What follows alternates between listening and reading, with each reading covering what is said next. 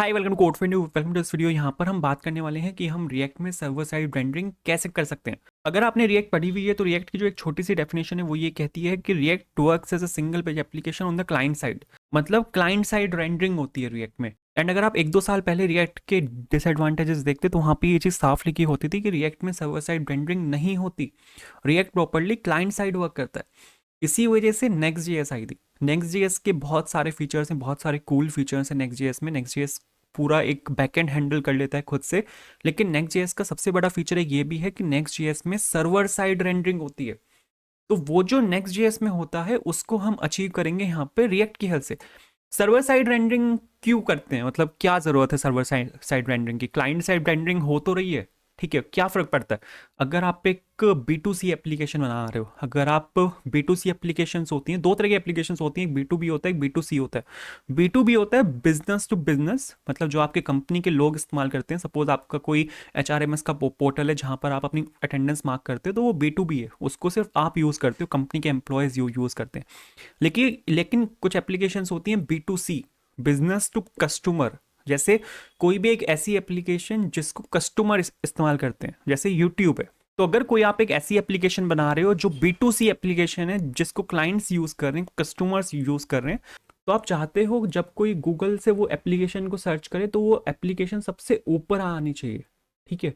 लेकिन रिएक्ट के साथ ये चीज़ पॉसिबल नहीं है। रिएक्ट में अगर रिएक्ट जो करता है क्लाइंट साइड रेंडरिंग करता है, उसमें सर्च इंजन ऑप्टिमाइजेशन नहीं होता।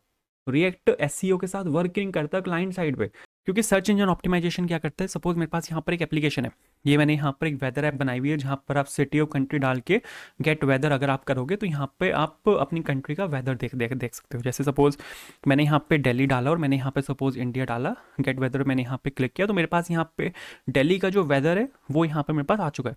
अगर मैं सपोज यहाँ पे मुंबई डालता हूँ, तो जो मुंबई का जो वेदर है वो यहाँ पर मेरे पास आ जाएगा। ये मेरे पास यहाँ पर एक बहुत एक नॉर्मल सी एप्लीकेशन है। कल को अगर मैं इस एप्लीकेशन को डिप्लॉय करता हूँ तो ये जो एप्लीकेशन होगी ये एसईओ फ्रेंडली नहीं होगी। क्यों नहीं होगी? सर्च इंजन ऑप्टिमाइजेशन एसईओ की जब हम बात करते हैं तो एसईओ आपका वर्क करता है कीवर्ड्स पर। वो आपकी एप्लीकेशन में कीवर्ड्स को सर्च करता है। सपोज आपने गूगल पे सर्च किया जावास्क्रिप्ट प्रोटोटाइपिकल इनहेरिटेंस, तो वो जो जावास्क्रिप्ट प्रोटोटाइपिकल इनहेरिटेंस वर्ड है वो वेबसाइट्स के अंदर उसको ढूंढेगा, और जहाँ जहाँ पर भी उसको मैच होता मिलेगा उन वेबसाइट्स को वो ऊपर पुश कर देगा कि यहाँ पर इन आर्टिकल्स में ये वर्ड मैंशनड है, तो इनको वो ऊपर पुश कर देगा।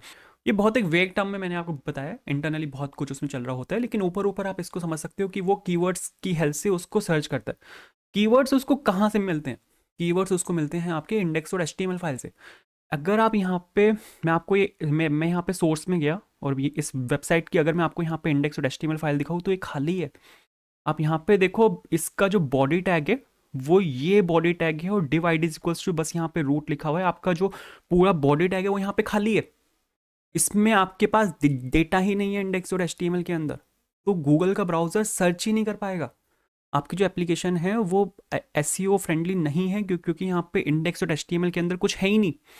अगर मैं आपको यहाँ पे नेटवर्क टैब में दिखाता हूँ, ठीक है, मैंने यहाँ पे नेटवर्क टैब खोला और मैं यहाँ पे इसको रिफ्रेश कर रहा हूँ। ये मेरे पास यहाँ पे एप्लीकेशन यूआरएल है, जो मेरे पास यहाँ पे एप्लीकेशन चल रही है आपकी लोकल होस्ट 3000 पे। अगर आप यहाँ पे इसका रिस्पॉन्स देखोगे, रिस्पॉन्स में मेरे पास यहाँ पे इंडेक्स और HTML पेज आया है। अगर आप यहाँ पे देखो div ID equals to root, आपका ये पूरा बॉडी टैग एम्प्टी है, यहाँ पे कीवर्ड्स ही नहीं है।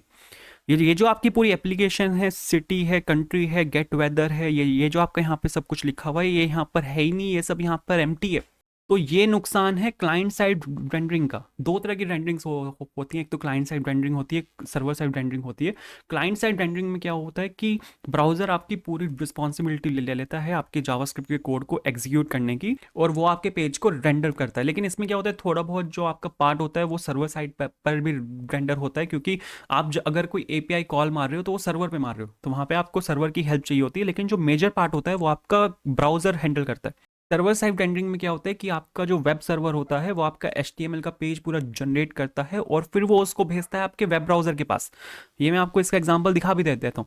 ये मेरी जो एप्लीकेशन है वो क्लाइंट साइड रेंडरिंग है, और सेम एप्लीकेशन अगर आपको मैं यहाँ पे दिखाऊँ तो इसका अगर मैं आपको यहाँ पे नेटवर्क टैब दिखाऊँ, ये मेरे पास सेम यहाँ पे लोकल होस्ट है, ये यहाँ पे SSR है, सर्वर साइड रेंडरिंग। एंड अगर आप यहाँ पे देखोगे ना, सेम HTML है, ठीक है। बॉडी टैग है, सेम एप्लीकेशन है, बिल्कुल डिट्टो, हल्का भी फर्क नहीं है, लेकिन अगर आप इसका बॉडी टैग देखोगे ना तो यहाँ पे कितनी इन्फॉर्मेशन। तो ये फ़ायदा है सर्वर साइड रेंडरिंग का। आप यहाँ पे देखो पूरी जो एप्लीकेशन है आपकी वो यहाँ पे बन के आई है। एंड ये एप्लीकेशन अगर आपको मैं यहाँ पे सोर्स में जाके दिखाऊँ, ये मेरे पास यहाँ पे इंडेक्स और एचटीएमएल है, आप यहाँ पे इंडेक्स और एचटीएमएल का बॉडी टैग देखो तो आपके पास यहाँ पे पूरी एप्लीकेशन है। ये होता है सर्वर साइड रेंडरिंग का फ़ायदा। आपके पास यहाँ पे जो पूरी एप्लीकेशन का कोड है वो आपके इंडेक्स और एचटीएमएल के अंदर आया है, बट जैसा कि आपको पता है अगर आपने रिएक्ट में प्रोजेक्ट बनाया तो वहाँ पे रिएक्ट में हमारे पास जो इंडेक्स और एचटीएमएल फाइल होती है उसमें divide is equals to root होता है बस, और कुछ भी नहीं होता। पूरी एप्लीकेशन आपकी यहाँ पे जो divide is equals to root है उसके अंदर जाके रेंडर होती है। लेकिन ये जो रेंडरिंग का काम है ब्राउज़र करता है। ब्राउज़र यहाँ पे आपका जो पूरा कोड है उसको रिफ्लेक्ट नहीं करता, तो ये सर्च इंजन ऑप्टिमाइजेशन में आता ही नहीं है। तो इसको चेंज करने के लिए हम यहाँ पे एसएसआर की हेल्प ले सकते हैं, जो कि होता है सर्वर साइड रेंडरिंग, जो कि नेक्स्ट जेएस करता है। नेक्स्ट जेएस यही काम करता है। ये काम हम करने वाले हैं रिएक्ट की हेल्प से। तो एसएसआर के लिए आपको अपनी रिएक्ट एप्लीकेशन में कुछ चेंजेस करने पड़ेंगे। चेंजेस मेजर नहीं है, ऊपर ऊपर चेंजेस हैं, आपको कोड में कोई चेंज नहीं करना। मैं आपको चेंजेस बता देता हूँ, लेकिन उससे पहले अगर आप चैनल पर नए हो तो please hit the subscribe button. अगर आपको वीडियो पसंद आए वीडियो को लाइक भी करना। अगर कहीं पे सपोज एरर आती है तो एरर को आप कमेंट में मेरे को बता सकते हो, मैं पूरी कोशिश करूंगा इसको रिजॉल्व कराने की। तो चेंजेस देख लेते हैं। सबसे पहले तो आपको यहाँ पे चेंज करना है, हम यहाँ पे रिएक्ट डॉम का यूज़ नहीं करेंगे, तो आपको यहाँ पे अपनी इंडेक्स और जेएस में जाना है। इंडेक्स और जेएस में आप यहाँ पे देखोगे कि आप यहाँ पे क्या क्या कर रहे हो, रिएक्ट डॉम की हेल्प से आप यहाँ पे एक रूट एलिमेंट को क्रिएट कर रहे हो और उस पर आप फिर रेंडर एलिमेंट को यहाँ पे कॉल कर रहे हो, जहाँ पर आप अपनी जो ऐप कंपोनेंट आपका होता है उसको आप यहाँ पे रेंडर कराते हो। इसका हम यूज़ नहीं करते, हम यहाँ पे यूज़ करेंगे हाइड्रेट का। हाइड्रेट अगर आप, अब यहाँ पे दो चीज़ें हैं, अगर आपके पास रिएक्ट 18 है तो उसमें हाइड्रेट डेप्रिकेट हो चुका है। जैसे अगर आप देखोगे जब मैं वीडियो को रिकॉर्ड कर रहा हूँ तो जो लेटेस्ट रिएक्ट का वर्जन चल रहा है वो चल रहा है 18.2.0। तो अगर आपका जो प्रोजेक्ट है, आप प्रोजेक्ट देखो यहाँ पे उसमें रिएक्ट का वर्जन कौन सा है, यहाँ पे आपको पैकेट और जेसन में जाना है और यहाँ पे ये जो आपका यहाँ पे रिएक्ट है, ठीक है, ये आपको यहाँ पे देखना है कि ये वर्जन कौन सा है। अगर आपका वर्जन यहाँ पे वर्जन 17 है तो उस केस में आपको यहाँ पे यूज़ करना है हाइड्रेट का। आपको बस यहाँ पे कुछ नहीं करना, हाइड्रेट को यहाँ पे आपको कॉल कर देना है, रिएक्ट नोड यहाँ पे पास करनी है। रिएक्ट नोड क्या चीज़ है, रिएक्ट नोड यहाँ पे आपका जो ऐप कंपोनेंट है वो है। जैसे यहाँ पर हम क्या कर रहे हैं, तो ये जो आपका यहाँ पे ऐप कंपोनेंट है इसमें ये आपका यहाँ पे रिएक्ट नोड है। उसके बाद आप यहाँ पे देखो डॉम नोड है। डॉम नोड क्या चीज़ है, ये आपका यहाँ पे डॉम नोड है, document dot get element by ID root. Call back आप यहाँ पे छोड़ सकते हो, ऑप्शनल है। तो ऐसे आप यहाँ पे कर सकते हो। मेरे पास यहाँ पे रिएक्ट 18 है, आई होप आपके पास भी रिएक्ट 18 होगी क्योंकि लेटेस्ट चल रही है। तो हम यहाँ पे यूज़ करेंगे हाइड्रेट रूट का। आप यहाँ पे देखोगे अगर ऊपर तो ये एपीआई डेप्रिकेट हो चुकी है और अब यहाँ पे रिएक्ट 18 में हाइड्रेट आपका रिप्लेस हो चुका है विद हाइड्रेट रूट। तो हम यहाँ पे यूज़ करेंगे हाइड्रेट रूट का। सेम तीन ऑप्शन है, डॉम नोड है, रिएक्ट नोड है और यहाँ पे ऑप्शन है। क्या करना है हमें यहाँ पे, रिएक्ट डॉम का हमें यहाँ पे यूज़ नहीं करना, तो आपको यहाँ पे इन तीनों लाइन्स को कमेंट आउट कर देना है और आपको यहाँ पे रूट एलिमेंट निकालना है अपना। सपोज कंटेनर मैंने यहाँ पे लिखा और document dot get element by ID, ठीक है। आपने यहाँ पे जो अपना रूट एलिमेंट है उसको यहाँ पे फेच कर लिया। अब मेरे को यहाँ पे हाइड्रेट रूट को कॉल करना है। हाइड्रेट रूट आपका कहाँ से आएगा, हाइड्रेट रूट यहाँ पे एज अ नेम्ड इम्पोर्ट होगा और यहाँ पे आपको कर्ली ब्रेस लगाने पड़ेंगे। रिएक्ट डॉम स्लैश क्लाइंट से यहाँ पे इम्पोर्ट होगा। ये एज अ फंक्शन यहाँ पे काम करता है, 3 आर्ग्यूमेंट ले लेता है। पहला आर्ग्यूमेंट होगा आपका यहाँ पे आपका डॉम नोड, जैसे कि आप यहाँ पे देख सकते हो पहला आर्ग्यूमेंट यहाँ पे आपका डॉम नोड है, तो पहला आर्ग्यूमेंट आपने यहाँ पे डॉम नोड मेंशन किया। सेकंड जो आर्ग्यूमेंट है वो आपका यहाँ पे रिएक्ट नोड है। रिएक्ट नोड क्या है, रिएक्ट नोड मेरा यहाँ पे आपका ऐप कंपोनेंट है, तो आपको यहाँ पे अपना ऐप कंपोनेंट मेंशन करना पड़ेगा। बस इतना सा चेंज है आपकी यहाँ पे रिएक्ट एप्लीकेशन में। अब एसएसआर जो होता है वो सर्वर साइड रेंडरिंग करता है, तो मेरे को यहाँ पे एक सर्वर भी चाहिए होगा, ठीक है। ये तो आपका जो पूरी रिएक्ट है वो क्लाइंट साइड वर्क करती है। अगर आपको एसएसआर वर्क करवाना है, अगर आपको सर्वर साइड रेंडरिंग करवानी है तो आपको यहाँ पे एक सर्वर भी चाहिए होगा।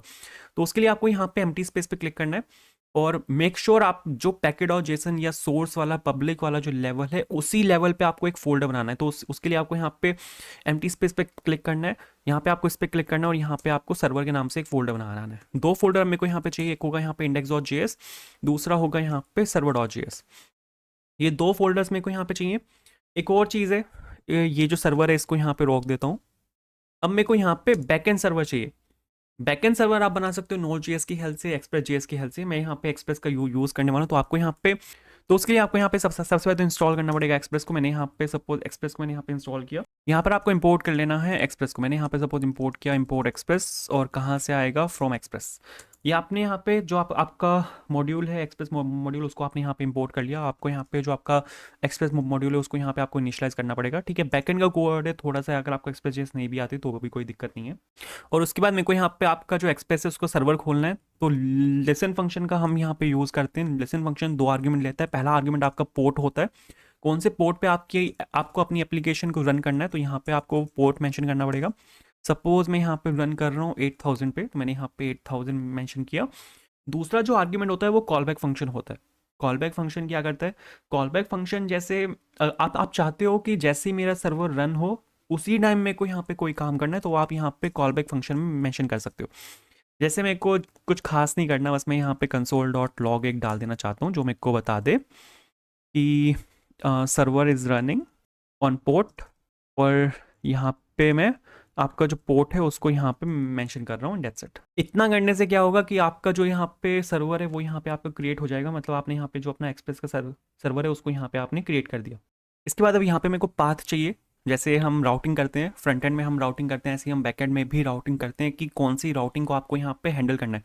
तो उसके लिए यहाँ पे एक पैकेज चलता है जो कि होता है राउटर पैकेज। तो यहाँ पे मैंने लिखा कॉन्स्ट, तो उसको आपको यहाँ पे इनिशियलाइज कराना पड़ेगा अलग से। उसको यहाँ पे आपको इंपोर्ट करने की ज़रूरत नहीं है, एक्सप्रेस के अंदर ही होता है। तो आप यहाँ पे डायरेक्टली जो राउटर फंक्शन है एक्सप्रेस का, उसको आप यहाँ पे डायरेक्टली कॉल मार सकते हो, ठीक है।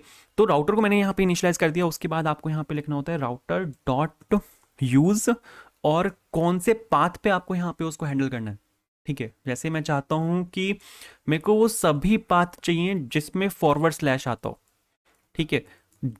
कोई भी पाथ हो फ्रंट एंड से, उसको मेरे को एसएसआर में कन्वर्ट करना है। कोई स्पेसिफिक नहीं है, मैं किसी को इग्नोर नहीं कर रहा, तो मेरे को सभी चाहिए।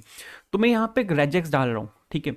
रेजेक्स, अगर आपको पता हो कि रेजेक्स की स्टार्टिंग होती है आपकी अपर कैरेट से, ठीक है, और एंडिंग होती है आपकी डॉलर से। ये रेजेक्स का रूल है, स्टार्टिंग होती है अपर कैरेट से, एंडिंग होती है डॉलर से। इसके बीच में मैं चाहता हूँ कि अगर फॉरवर्ड स्लैश से वो मैच हो जाए, ठीक है। ये मैंने यहाँ पे मेंशन कर दिया फॉरवर्ड स्लैश। तो मैं चाहता हूँ कि एम्प्टी स्लैश अगर वहाँ पे मैच हो रहा है उसमें, तो ये यहाँ पे कॉल हो जाए। और ये इसका सेकंड आर्गुमेंट एक कॉल बैक फंक्शन होता है। कॉल बैक फंक्शन यहाँ पे आपका वो होता है कंट्रोलर फंक्शन होता है। ये 3 आर्ग्यूमेंट लेता है। पहला होता है यहाँ पे रिक्वेस्ट, दूसरा होता है यहाँ पे रिस्पॉन्स, एक आर्ग्यूमेंट और होता है लेकिन उसकी हमें यहाँ पे ज़रूरत नहीं पड़ेगी, तो उसको हम यहाँ पे इग्नोर भी कर सकते हैं। अब मेरे को यहाँ पे आपकी जो फाइल आएगी उसको रीड करना है। जैसे सपोज इंडेक्स और एचटीएमएल फाइल है, तो वो जो इंडेक्स और एचटीएमएल फाइल है उसको मेरे को यहाँ पे रीड करना पड़ेगा। तो उसके लिए एक पैकेज को मेरे को यहाँ पे इंपोर्ट करना पड़ेगा जो कि होगा आपका यहाँ पे एफएस पैकेज, ठीक है। तो मैंने यहाँ पे लिखा import FS from FS. FS होता है फाइल सिस्टम नोड.जेएस का एक बहुत एक फेमस पैकेज है, ठीक है। और इसके अंदर आपके पास यहाँ पर एक मेथड चलता है जो कि होता है रीड फाइल। इस रीड फाइल मेथड की हेल्प से आप यहाँ पे किसी भी फाइल को रीड कर सकते हो, ठीक है। कौन से पाथ पे वो फाइल आएगी, पाथ मेरे को यहाँ पे डालना पड़ेगा। तो सबसे पहले तो मेरे को यहाँ पे क्या काम करना है, आपके पास यहाँ पे पाथ के अंदर एक फंक्शन चलता है जो कि होता है रिजॉल्व, और यहाँ पे आपको जो फाइल आएगी उसका पाथ मेंशन करना है, ठीक है। अब यहाँ पे हम जब भी इसको डिप्लॉय करेंगे तो हम हमेशा इसको बिल्ड बना के डिप्लॉय करेंगे। कोई भी एप्लीकेशन हो, फ्रंट एंड एप्लीकेशन हो, बैक एंड एप्लीकेशन हो, फ्रंट एंड एप्लीकेशन का मेजरली बिल्ड बनता है, बैक एंड एप्लीकेशंस का जार बनता है या फिर वॉर बनती है, ठीक है। तो अगर आपकी बिल्ड बन रही है तो बिल्ड आपकी सेम लेवल पे बनती है, वो मैं आपको दिखा दूंगा। बिल्ड फोल्डर एक बनता है, उसके अंदर एक फाइल होती है इंडेक्स और एचटीएमएल। ये आपकी बिल्ड फाइल होती है, इसको मेरे को यहाँ पे रीड करना है। कौन सी कैरेक्टर एनकोडिंग में मेरे को यहाँ पे उसको रीड करना है, ये आपको यहाँ पे मेंशन करना पड़ेगा। जैसे सपोज UTF-8 में चाहता हूँ, ठीक है। सबसे फेमस है UTF-8, और 2 आर्ग्यूमेंट आएंगे यहाँ पे। पहला आएगा आपका यहाँ पे एरर, दूसरा आएगा यहाँ पे आपका डेटा। अगर एरर आया रीड करने में तो एरर के अंदर आएगा, अगर सक्सेसफुल हुआ है तो वो डेटा के अंदर आएगा। ये आपका यहाँ पे फंक्शन चलेगा, ठीक है। उसके बाद अगर एरर आता है तो आपको एरर को हैंडल करना है उस केस में, ठीक है, क्योंकि एरर के केस में मेरे को फ्रंट एंड पे एरर को रिटर्न करना पड़ेगा। एक कंसोल पे यहाँ पे एरर को प्रिंट करा लेते हैं कि भाई यहाँ पर ये एरर है। दूसरी चीज़, उसके बाद आप यहाँ पे फ्रंट एंड पे रिटर्न कर सकते हो। हमने यहाँ पे दो आर्ग्यूमेंट लिए थे, रिक्वेस्ट था, रिस्पॉन्स था। ये दो आर्ग्यूमेंट क्या काम करते हैं, आपकी फ्रंट एंड से कोई भी रिक्वेस्ट आएगी तो वो रिक्वेस्ट के अंदर आएगी। आप बैक एंड से फ्रंट एंड पे कोई भी रिस्पॉन्स अगर भेजोगे तो वो हम भेजते हैं रिस्पॉन्स के अंदर। तो आपको यहाँ पे लिखना है रिटर्न रिस्पॉन्स, क्योंकि अब मेरे को यहाँ पे रिस्पॉन्स भेजना है। रिस्पॉन्स डॉट स्टेटस, ठीक है, दो चीज़ें हम भेजते हैं, एक तो स्टेटस भेजते हैं, डेटा भेजते हैं। ठीक है, तो मैंने यहाँ पे डेटा भेजा, जो स्टेटस भेजा जो कि 500 है, 500 होता है इंटरनल सर्वर एरर। मैंने यहाँ पे ये भेजा। दूसरा, आप यहाँ पे सेंड फंक्शन का यूज़ कर सकते हो, आप यहाँ पे जेसन का भी यूज़ कर सकते हो। मैं यहाँ पे सेंड फंक्शन का मैं यहाँ पे यूज़ कर रहा हूँ, क्योंकि जेसन में मेरे को फिर वो पूरी की वैल्यू पेयर में जेसन भेजनी पड़ेगी। तो मैं यहाँ पे भेज रहा हूँ एरर, और एरर भी यहाँ पे भेज देते हैं, ये आपका यहाँ पे एरर है, ये पूरा मैंने फ्रंट एंड में भेज दिया। अगर एरर नहीं आया, ठीक है, उस केस में मेरे को यहाँ पे क्या करना है, रिस्पॉन्स भेजना है, डॉट सेंड भेजना है। उस केस में मेरे को आपकी पूरी फाइल भेजनी है। ठीक है, तो फाइल भेजने के लिए आप यहाँ पे यूज़ कर सकते हो डेटा का, क्योंकि मैंने आपको क्या बोला था कि आपके पास यहाँ पे दो आर्गुमेंट है, एरर है, डेटा है। एरर के अंदर एरर आएगा, अगर सक्सेसफुल रीड हुआ है तो वो डेटा के अंदर आएगा। तो मैं यहाँ पे कर रहा हूँ डेटा डॉट रिप्लेस। और आपने अगर देखा हो, मैं आपको जब एक्सप्लेन कर रहा था इससे पहले, कोड में आने से पहले जब मैंने आपको एक्सप्लेन किया था, तो मैंने आपको बताया था कि आपका सारा कोड जो होता है वो divide is equals to root के अंदर होता है। तो अब आपको यहाँ पे क्या क्या करना है, आपका जो वो divide is equals to root है, डिवाइड इज इक्वल्स टू जो आपका यहाँ पे ये होता है divide is equals to root, इसको आपको रिप्लेस करना है। किससे रिप्लेस करना है, आपको इसको रिप्लेस करना है div ID is equals to root, और इसके अंदर अब आपको यहाँ पे डेटा डालना पड़ेगा। ठीक है, ये जो पूरी स्ट्रिंग है, क्योंकि इसके अंदर यहाँ पे मेरे को डेटा डालना है, तो अब ये अगर मैं वैसे हैंडल करता तो इसके अंदर डेटा डलवाना बहुत मुश्किल होता। तो एक छोटी सी स्ट्रिंग है, तो इसको रिप्लेस कर देते हैं। आप यहाँ पे देखो बिल्कुल सेम ही लिखा है, और इसके अंदर आपको यहाँ पे डेटा डालना है। सबसे पहले तो मैं यहाँ पे यूज़ करने वाला हूँ उसका क्या बोलते हैं, टेम्पलेट स्ट्रिंग्स का, क्योंकि यहाँ पे मेरे को बीच में एक वेरिएबल चाहिए, और यहाँ पे डॉलर लगा के आप यहाँ पे वेरिएबल को डायरेक्टली कनकैट कर सकते हो। ठीक है, मेरे को यहाँ पे क्या चाहिए, मेरे को यहाँ पे आपका जो ऐप कंपोनेंट है वो डालना है। लेकिन यहाँ पे ऐप कंपोनेंट कैसे आएगा, ये तो बैकएंड है। तो इसके लिए आपको यहाँ पे रिएक्ट को इंपोर्ट करना पड़ेगा। हमारे पास यहाँ पे क्योंकि सेम लेवल पे हूँ मैं, तो यहाँ पे रिएक्ट है मेरे पास। आप यहाँ पे देखो, मेरे पास रिएक्ट भी है, रिएक्ट डॉम भी है, तो आपको यहाँ पे दोनों को इंपोर्ट करना है। एक चीज़ यहाँ पे और चाहिए होती है, हमारे पास यहाँ पे एक चीज़ चलती है, रिएक्ट डॉम सर्वर।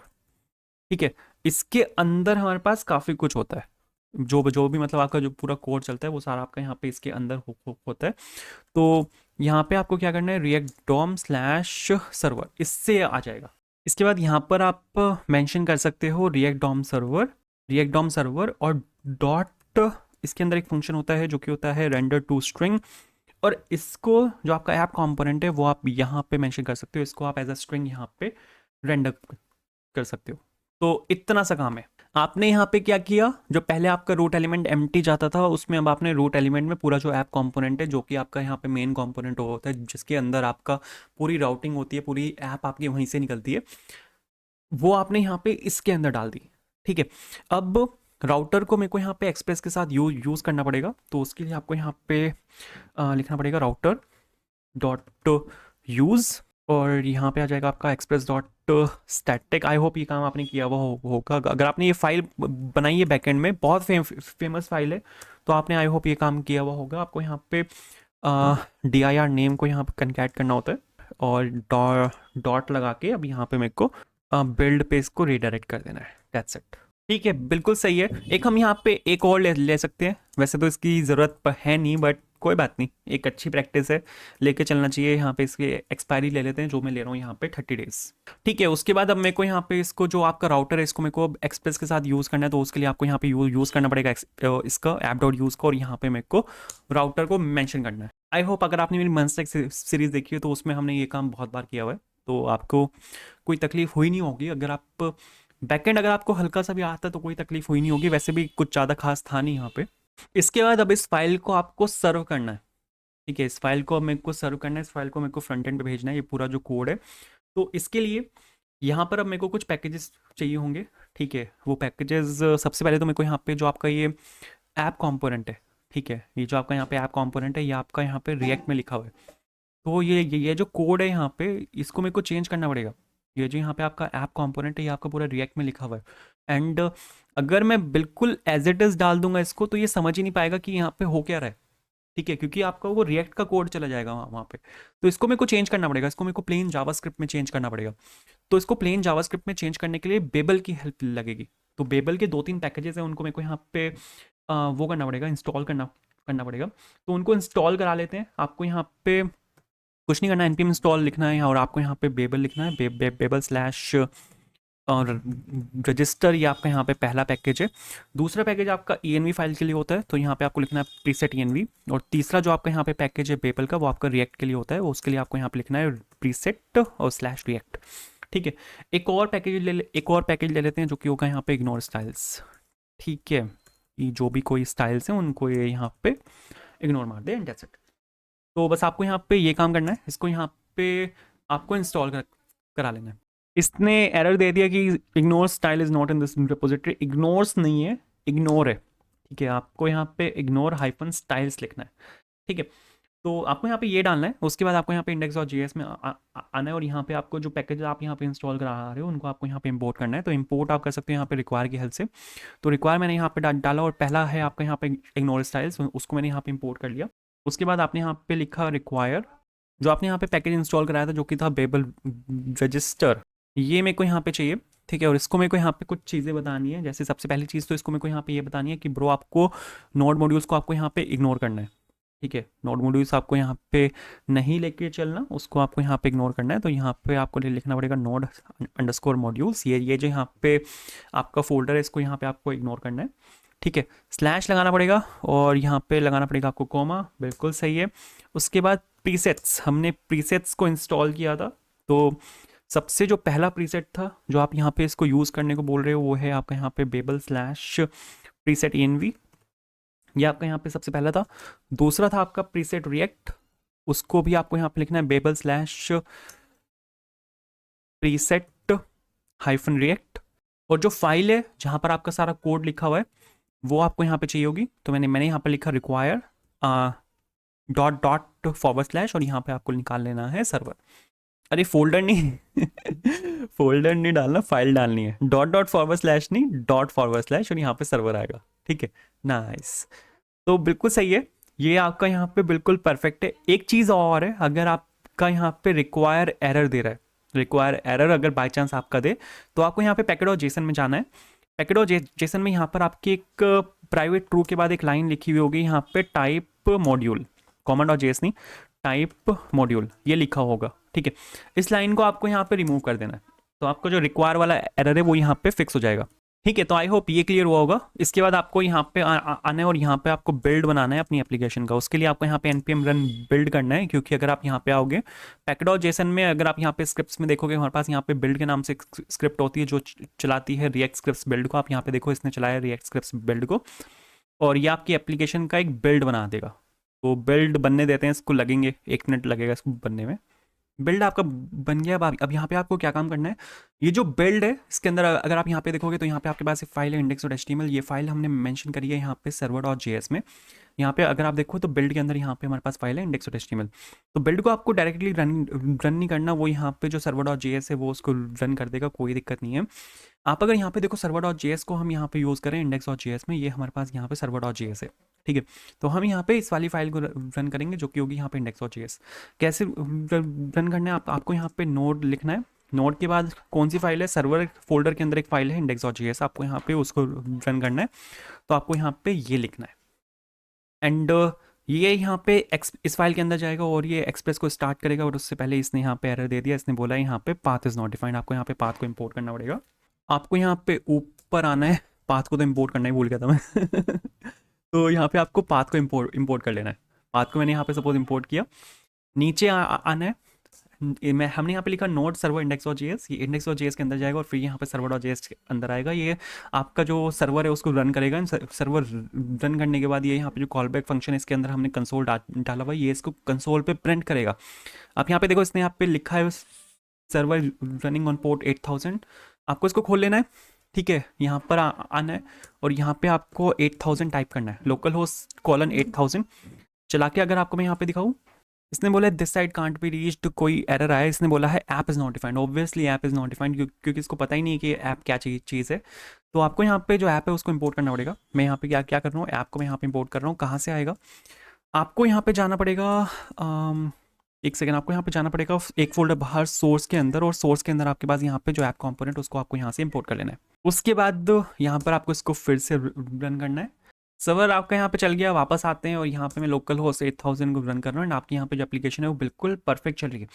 अगर आपको यहाँ पे सोर्स में जाके देखो, आप यहाँ पे इंडेक्स और एचटीएमएल अगर आप यहाँ पे आप देखोगे तो बॉडी के अंदर divide is equals to root के अंदर आप यहाँ पे देखोगे आपके पास यहाँ पे सब कुछ आया है, पूरी एप्लीकेशन का कोड यहाँ पर आपके पास आया है, ठीक है। और अगर सेम चीज़ आप यहाँ पे नेटवर्क टैब के अंदर देखोगे, इसको रिफ्रेश कर लेता हूँ, लोकल होस्ट अगर आप यहाँ पे खोलोगे तो आप यहाँ पे रिस्पॉन्स में देखो कि ये आपका सर्वर रिस्पॉन्स है जो आपके पास यहाँ पे, आपने यहाँ पे क्या किया, लोकल होस्ट 8000 को हिट करा, सर्वर पे गया है और सर्वर से रिस्पॉन्स आया, उसमें आप देखो यहाँ पे divide is equals to root के अंदर आपके पास यहाँ पे सारा कोड है, ठीक है। तो अपना जो है यहाँ पे बिल्कुल परफेक्ट चल रहा है। अगर आपके पास कोई एरर है इस केस में तो आप मेरे को बता सकते हो। एक मेजर एरर जो आती है, जो सभी फेस कर रहे हैं, ठीक है, अगर आप, वो प्रोजेक्ट टू प्रोजेक्ट डिपेंड करता है, ऐसा नहीं है कि हर प्रोजेक्ट में आएगी, मेरे पास नहीं आई, लेकिन जो मेजर एरर आती है वो ये एरर है, hydration failed because the initial UI does not match what was rendered on the server, ठीक है। इसका एक सॉल्यूशन है, अगर आप यहाँ पे ये देखोगे, यहाँ पे इस वाले स्टैक ओवरफ्लो लिंक में इसका एक सॉल्यूशन है। इन्होंने यहाँ पे क्या बोला हुआ है कि जो ऑर्डर होता है, अगर आप उस ऑर्डर को आपको फॉलो करना है, जैसे आप यहाँ पे देखोगे जो ऑर्डर है डिव के अंदर पी टैग होना चाहिए, पी के अंदर डिव टैग ना हो, ठीक है। इस तरह का अगर आपके पास ऑर्डर है, मिस्टेक है, तो उसको आप करेक्ट कर सकते हो, तो ये वाला जो एरर है वो ठीक हो जाएगा। जैसे आप यहाँ पे देखो, यहाँ पर आपके पास ये पी टैग है, ठीक है, और पी टैग के अंदर यहाँ पर आपके पास ये डिव टैग है, तो ये चीज़ गलत है, ठीक है। डिव टैग होना चाहिए, उसके अंदर पी टैग हो, या फिर आप जो पेरेंट है उसको डिव टैग से रिप्लेस कर दो। तो ये एरर्स आते हैं, अगर ऐसा कोई एरर आपके पास कोड में नहीं है तो कोई लाइब्रेरी में इशू हो सकता है, क्योंकि लाइब्रेरी जैसे अगर आप मटेरियल यूआई यूज़ कर रहे हो तो मटेरियल यूआई बहुत बार मटेरियल यूआई की वजह से ये वाला एरर आता है, ठीक है। तो इस चीज़ को रिजॉल्व करना पड़ेगा। तो मेजर एरर जो है, जो मैंने भी फेस किया था, वो ये था, ठीक है। और इसके अलावा तो कोई एरर मेरे को मिला नहीं। अगर आपके पास कोई और एरर है तो मेरे को कमेंट में बताना, मैं उसको रिजॉल्व कराने की पूरी कोशिश करूँगा। अगर आपका सक्सेसफुल चल गया है तो कॉन्ग्रेचुलेशंस। वीडियो को लाइक करना, चैनल को फॉलो करना, and thanks so much for watching, bye.